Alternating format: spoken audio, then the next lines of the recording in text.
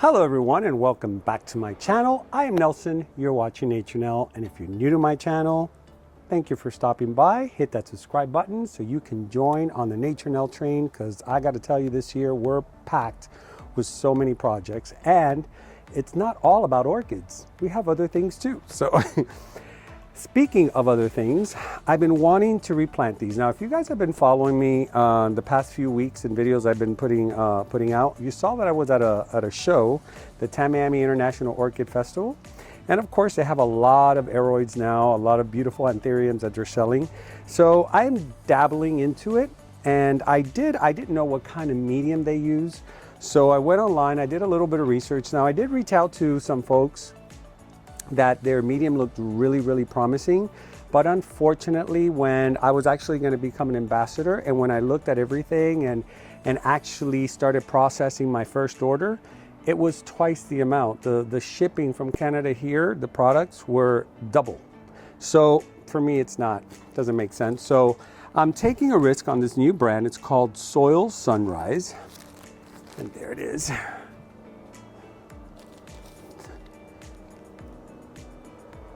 And I got it from Amazon. I know nothing about this company. I just read briefly that they create potting mixes for specific types of plants, and this one is all for Anthuriums. So I am going to be putting these today in pots for you guys. So it's gonna be very easy. It's not a big deal of a job. But I wanna show you how well they've been like this for 2 weeks.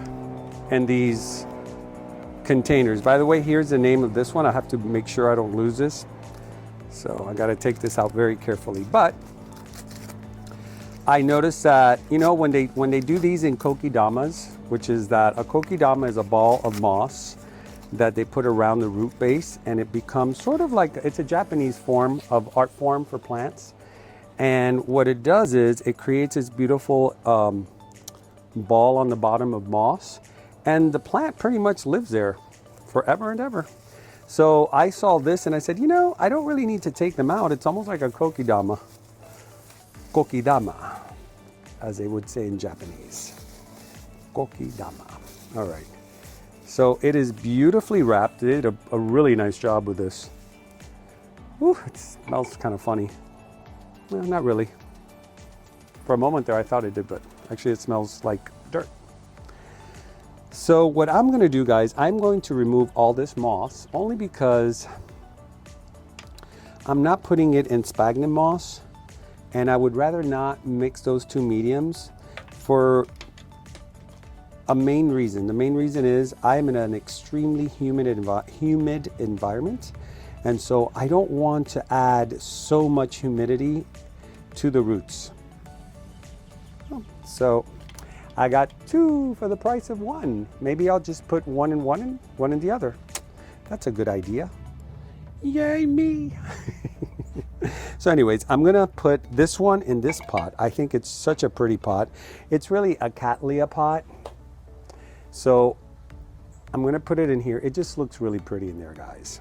And what I'm gonna do is probably gonna fast forward this. I'm gonna get some screen and I'm gonna put it inside so the dirt doesn't fall out. I'll be back. So here it is. It's a regular screen from a window. I just have the actual material there. I don't know where it came from, but I have it. So I'm just basically gonna line it inside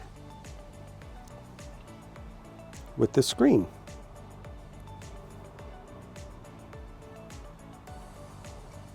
I should have brought the scissors so I can just fit it, but it doesn't matter.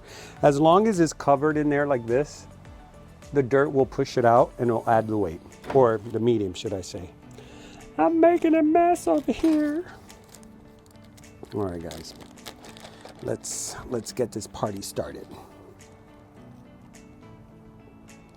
Now, the reason I chose a pot that has holes on the sides, you know, instead of a solid pot, which most people would use. Number one, I want to test it out. I want to see how well it does in a pot like this. I know that some of my bulbophyllums, I was told do not do that. And you know what? I went against the grain. I did it, and they're doing wonderful. So, you know, sometimes you just got to take a risk. And you know, that's why you have Nature Now, to take all those risks for you, so that way you don't lose your plants. And that way you can learn of what can and can't be done in different environments.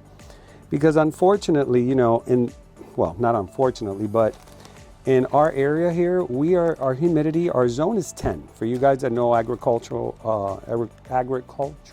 zoning, we are zone 10, very hot in the summer, extremely, extremely humid.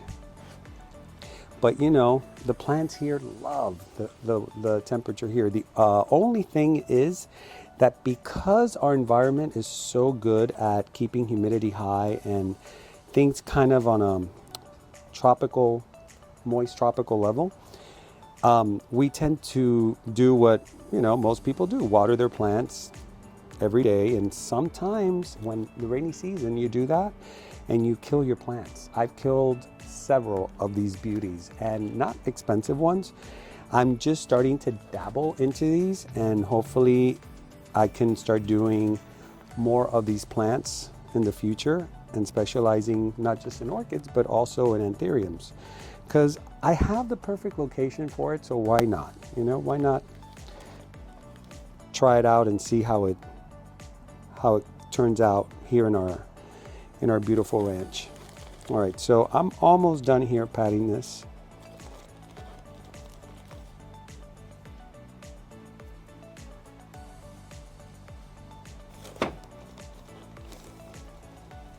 And it's almost like a peat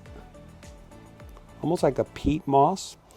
You know, it makes sense now that for Anthuriums, you would need something a little bit denser. I thought for some reason that it would be more like lava rock or things that would, you know, really drip easier. But being that they were in these encased plastics with sphagnum moss, and they've been wet for 2 weeks, and they look great. That just shows me that this plant likes a lot of humidity in the soil or in the medium. It is sort of a peat. It's, let me see, does it say it in here? It doesn't really say. I wish. All right, guys, if you by any chance are watching me and you're from this company, Soil Sunrise, it'd be nice if you guys put on the packet what your mix is, because for us OCD people that we want to write everything down and know exactly what we're giving our plants, it would be nice to know exactly what we're using in them, so that way we learn in the future how to handle, like my orchids, just by knowing the type of mediums it uses. I've learned to mix my own Cattleya mix, which is awesome. I repotted a bunch of them, and thanks to the Orchid Supply store, thank you Ken so much, he sent me 2 bags of Orchiata bark, tiny ones and the larger ones. The larger ones were the ones I used, and look how gorgeous this came out. I mean, that just screams health. And so what I did was I had some existing clay beads and some lava rock from OFE's Orchid Supply, my local orchid place, and I just mixed it in with Orchiata bark, and voila. Because, you know, I've had a pretty bad track record with my Cattleyas, and I finally learned how to keep them and bloom them, and they're doing wonderful now. And that's all it was. I needed to take that old medium out. I needed to take those, let me see, I don't really have anything in those. Well, I got this here. See, these pots, they use them everywhere. Carl Smith uses these a lot, the green ones. They're awesome, but in my area, they destroy the plants. This one is in here, and she's like, basically, that's all that's in there. You know, she's gonna be the next thing I repot. But most of the pots most of the orchids that I get, the pots are those green pots, and they seal so much moisture that then it gives it root rot. So here, it's as easy as 1, 2, 3. I do have to wash this. It's a little dirty, but look how pretty that turned out, guys. And it has a screen in there, even though it looks like it doesn't, which is so cool. But look, it holds everything in perfectly. Nothing's coming out. I love it. This was my overspill. So for Anthuriums, this would be the best probably way, I guess, right now to Sorry, buddy. I'm dropping tags. Oh, by the way, I ordered equipment. I ordered some, where is it? See, I ordered a label maker. So very soon, my orchids and plants will all be properly labeled. And the next thing I'm doing is ordering a viral test kit, a virus test kit. And I don't know why they did it like this. For you guys that are selling Anthuriums out there in the shows, could you do more, except instead of doing this, could you do tags? It would really be much nicer on the plant, you know, or on the people buying it, because it's soggy. But now when I get my label maker, I'm going to totally make a really cool label for this. So this is an Anthurium peltigerum. Now, I don't know anything about these plants. I know that I've been growing them here successfully so far for about 2 years. So I'm starting now to dabble into the more expensive stuff. So for you guys that are out there that have a lot of experience with these, any tip you like to share, I'd appreciate it. So let's put you, where do you want to go, mama?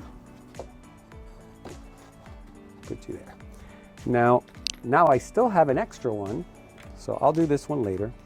And this one I fell in love with. I gave one very similar to this to Blanca. It was her birthday while we were shopping. And I didn't know what to get her, because, you know, we got each other orchids and stuff like that, but she wasn't really buying orchids. And so I said, so what do I get her?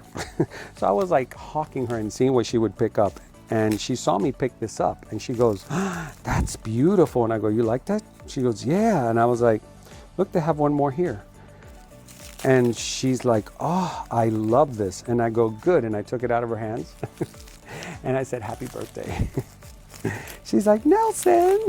I go, I was waiting to see what you would like, because I keep showing you stuff and you're like, I'm not buying orchids. All right, let's speed this up.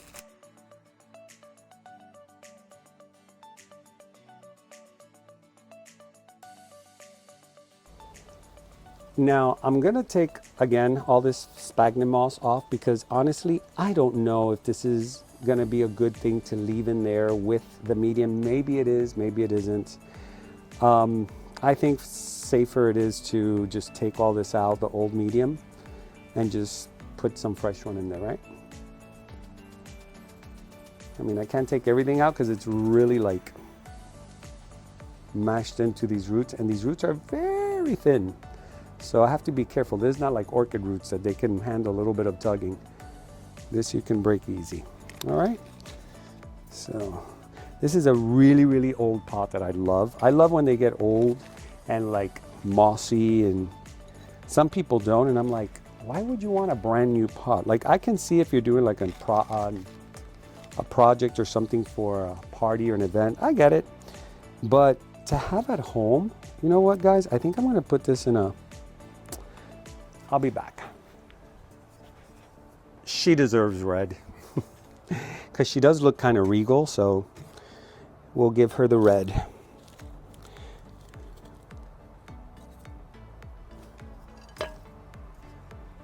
All right, come here, mama. You're looking so beautiful. There. All right. And you know, if you guys don't talk to your plants, you're missing out. I get so many people come here to the ranch to ask me, how do you get the plants to do this? So I tell them how I do it, and they go, you know, I do pretty much the same, but mine don't look like this. And so then my last question is, do you talk to them? And how much time do you spend with them? Oh, well, I don't really have much time because of the kids. And then they go into this whole explanation of why they can't spend time with their plants, which is, I get it. You know, we have busy lives. But unfortunately, I keep saying unfortunately. The plants don't know about your busy life. They don't understand about your busy life. And so you may say that to somebody else to justify why you're doing it, but at the end of the day, the plant doesn't know that. Nor do I think the plant cares. So when you miss out on those moments of, like, I spend time here in the back every day. every single day that I'm here. I come back here, I spend time in the back. Thank God I have such an amazing partner that he's so cool with me being here more than inside. He knows I love this. And so, you know, I give so much attention to my plants that when I go on a trip and I come back, I notice a difference. Even if somebody's taking care of them properly, they're not happy. And the following day, they're all perked up. So this is an observation that I've noticed for many years. And it's pretty interesting, you know, to see how plants really gravitate to your energy and how you are with them. I mean, they made music for plants. If you guys go on Spotify and put plant for music, there's some albums there that you can play to your plants. And they're created specifically for frequencies that the plants are attracted to. And how they tested it is they played some of these frequencies on speakers. And then these speakers, you have one speaker with like very strong, heavy frequency. And then you had a speaker with more of a balanced melodic, or what they call the spiritual frequency, which I don't know what it is, but in meditation and stuff, they use these sounds a lot. And I have used them, and let me tell you, it is amazing. So when they played these frequencies in this, I guess it was music with the frequencies, the plants, they had like a speaker here and a speaker here, and they had a plant in the middle. And the plant gravitated always, it grew towards the speaker that was playing every day this positive music. And the speaker that was playing like this low vibrational energy, we have geese in the back. Just the plants would never go that way. They would always go the opposite. So here's my next beauty. I thought this would be a pretty, I mean, I've had these back there, they need a little bit of washing. But I thought this would be really cute with red. You know why? I guess you guys can tell already that it looks like a watermelon. So I figured, hey, red would be nice. Like a watermelon. So I'm happy she's in here because I really felt like maybe she wasn't gonna make it. But look guys, it's been in that bag for 2 weeks and look, that's how it looks. Beautiful. All right, so I guess that's it. I'm not gonna do all of them on camera because you guys get what it is. I just wanted to do this with you so you can start taking this journey with me on Anthuriums. And for you Anthuriums, oops, very important, don't forget to tag. See, that looks so nice and professional when you put a tag. I'm sure a lot of you guys have been growing Anthuriums already and you have a little more practice. I'm gifted with the beauty of this environment, so I have like 50% already advantage. The other 50 is what I'm about to learn with them. So hopefully this will be the beginning of a beautiful relationship. All right, guys, I will see you next time. Again, if you haven't seen the previous shows that I laid out, I left some information that was pretty important as far as live shows. We're going to be doing a live show on the 17th of February. It's on a Friday. And on the 18th and 19th, there will be, and if I'm not correct, you guys know I always put it on the bottom. 18th and 19th, OFE's is doing another orchid and plant fair. I'm going to be very good this time. No more hauls for a bit. But we are going to do a live, and we're going to do it here. Josh, I always say Josh Groban, you know, the opera singer. I don't know why. Joshua Jones. He's going to come to do a pollination. It's orchid porn. We're going to show you how to pollinate the flowers so you can get seed pods. And hopefully this is going to be a series of different episodes. I don't know if they're all going to be live, but we'll be showing you the process. So if we pollinate a flower, I would love to see if we can then flask it and then try to grow it. And who knows how far we'll go with it. But to me, it's exciting and new. All right, guys, that's it. No more. We're done. So anyways, thank you for hanging out with me to pot these beautiful plants. I'm going to continue doing this before it gets dark. I will see you in the next episode. My name is Nelson. You're watching Nature Now. And remember to always, always keep it green. See you next time.